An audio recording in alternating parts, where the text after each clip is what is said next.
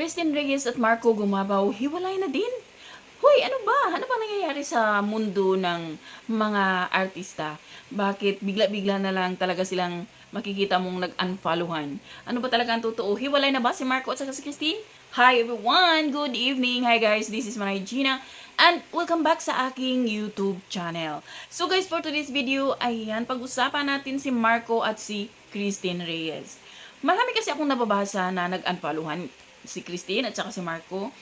At sabi nila, baka hiwalay na o talagang kumpirmado ba na hiwalay na sila. So ako itong Marites, tiningnan ko ngayon ang account nilang dalawa. So wala na nga, nag-unfollowan na nga sila. So ano ba ang totoo? Wala na ba talaga sila? Sayang naman, di ba parang ang sweet-sweet naman nilang dalawa?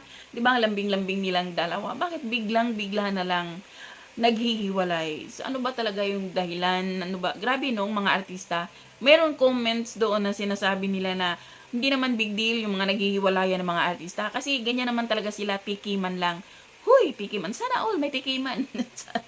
Kasi 'di ba, alam mo yung ang sweet-sweet nila, pagkatapos bigla-bigla na lang naghihiwalay. Grabe. So, iwan lang natin guys kung totoo ba talaga. Kasi nga, wala pa namang may nagsasalita sa bawat campus. So, hihintayin na lang natin na confirm nila na talagang hiwalay na sila. So, sa mga marites na kagaya ko, abangan na lang natin guys. Yun lang. Bye. God bless everyone.